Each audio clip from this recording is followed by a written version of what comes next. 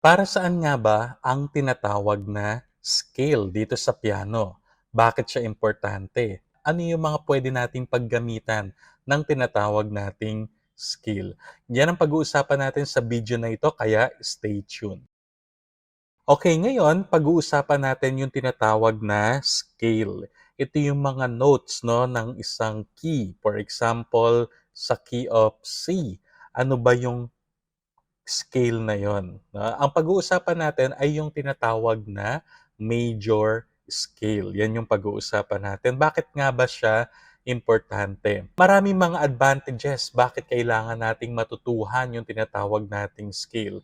At sa video na ito, ang pag-uusapan natin ay yung tinatawag na major scale. So, major scale yung pag-uusapan natin. Ano ba yung scale? Yan yung mga notes 'no, na magkakasunod-sunod. For example, mula sa C papunta dito sa kabilang C, ano yung mga notes na dadaanan niya o yung magkakasama or yung magkakasunod-sunod. Yun yung tinatawag na scale.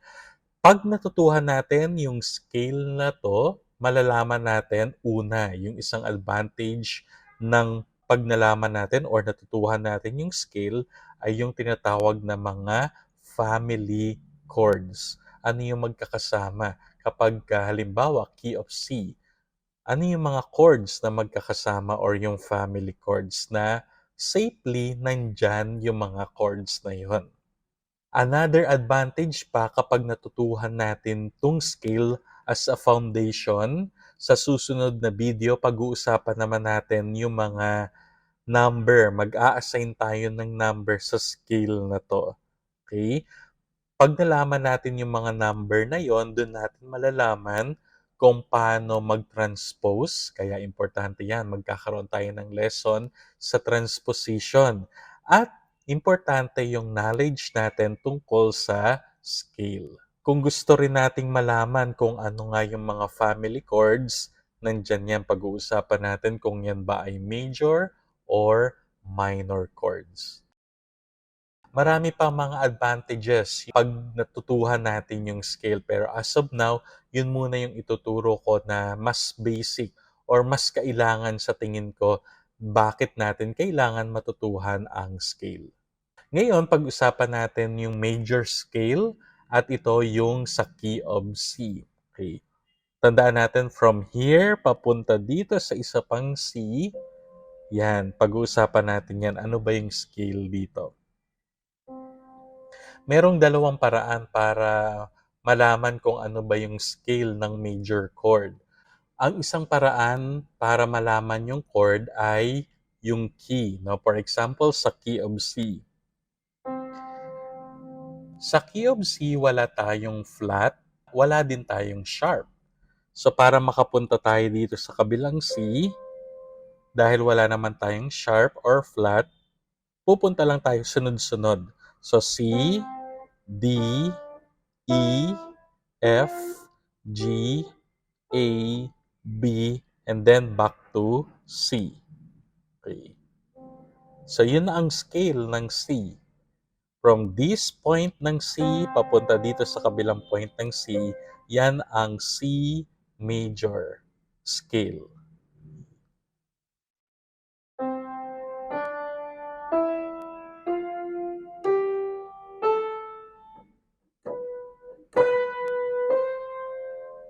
C major scale. So, ganun lang siya ang scale hanggang sa makalating ka lang uli sa kabila. So, for example, pagka merong sharp, so halimbawa ay G. Ito, dito tayo magsimula sa G, papunta sa kabilang G dito. Ano yung magiging scale natin? Tingnan natin yung key signature ng G. Ito siya. Di ba ang G, meron siyang isang sharp? Ano yung sharp dyan sa G? F. Okay? So, ibig sabihin, yung F ay isa-sharp natin bago tayo makarating dito sa G na to. So, G, A, B, C, D, E, Ang F dapat daw ay naka-sharp. Paano yung sharp? Ito yung F, ito yung kanyang sharp. So, ang G na scale ay mula dito, G, A, B, C, D, E. Ang F daw dapat naka-sharp. F and G. So, ganun lang din siya. Sunod-sunod lang siya yung scale. How about kapag scale naman ng flat? Sample natin ay F major. Sa F major, meron daw ipa-flat. Okay? Punta muna tayo sa F major. Mula sa F na ito, papunta dito sa F, yan yung scale natin. Pero meron daw isang ipa-flat. Based sa ating key signature, ang F, ang naka-flat ay B flat.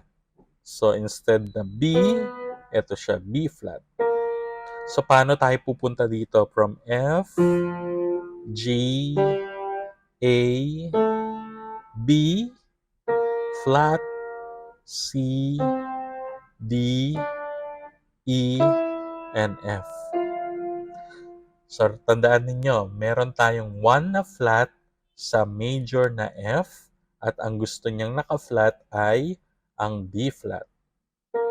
So, from here, F, G, A, B flat, C, D, E, F.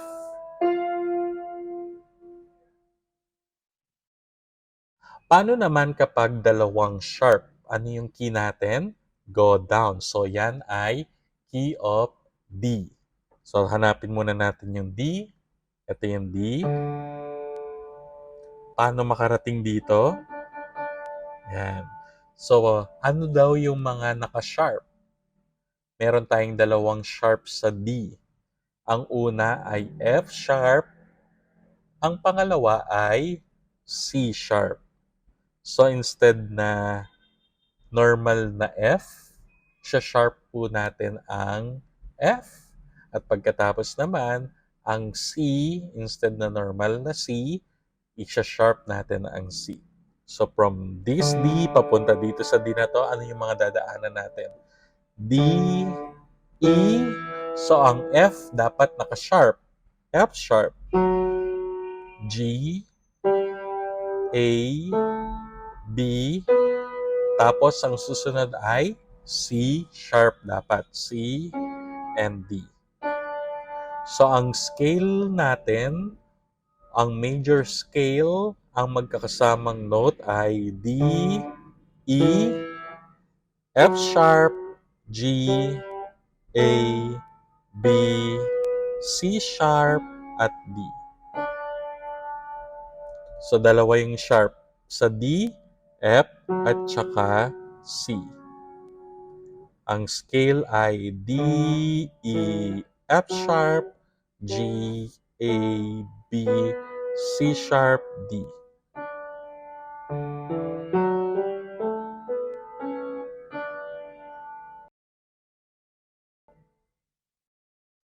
Paano naman kapag dalawang flat? Ano pag dalawang flat? Ang key natin ay fat boy.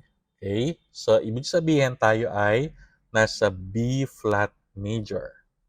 Okay, hanapin natin yung B. Instead na normal na B, ifa-flat natin ang B. At ang isa pang naka-flat ay ang E. E flat. So, paano tayo makakapunta mula sa B na ito, papunta dito sa B na yan? B, C, D. Ang E ay dapat naka-flat. Flat. E, F, G, A, and then B. So, yan ang scale ng B flat major. Ngayon, tingnan natin ulit itong C. Tandaan natin, ito yung mga notes na kasama sa C major.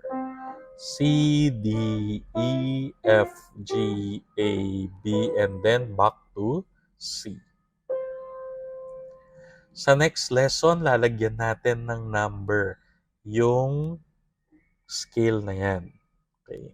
Kapag nalaman na natin yung number ng scale na yan, malalaman din natin yung layo ng mga chords mula dito sa C, yung layo nito mula dito, ng E mula sa C, ng F mula sa C, ng G mula sa C, ng A mula sa C, ng B mula sa C, hanggang sa makabalik ulit tayo sa C ulit. Yan. So pag-aaralan natin yan. Ang importante, malaman natin paano mabuo o malaman yung major scale ng ating key. May isa pang paraan para malaman o mabuo yung tinatawag nating major scale. Ang isa ay by step, yung tinatawag nating na steps. So mula dito, papunta sa D, yan ay tawag dito whole step. Kasi hindi na natin dinaanan yung itim na to na siyang half step. Kung dadaan ka dito, half step, then full step. Okay? Mula dito, papunta sa E, yan ay another whole step.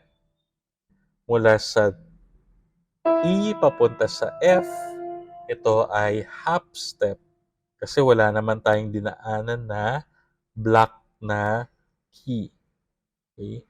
Mula sa F, papunta sa G, whole step yan. Kasi meron tayo ditong itim. So, half step to.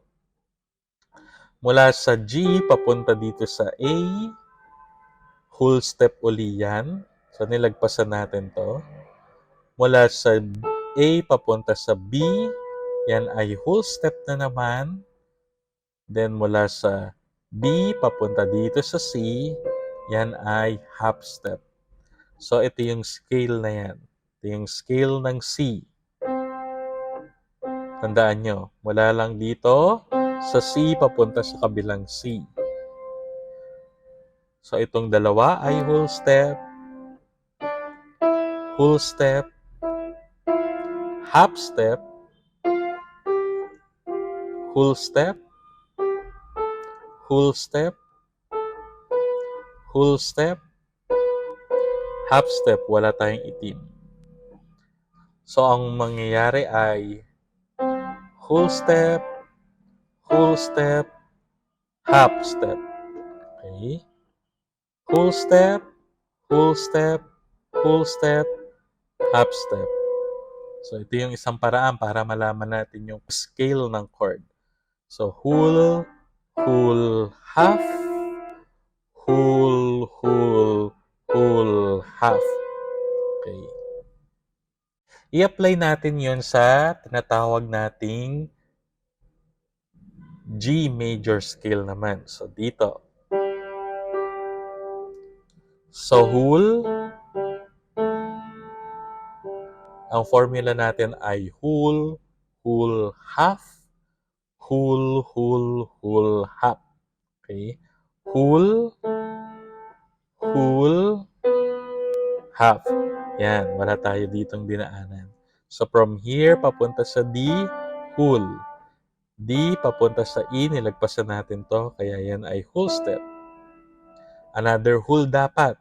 From E to dito, half step lang yan. Dapat daw ang formula natin ay whole step. Kaya dito tayo.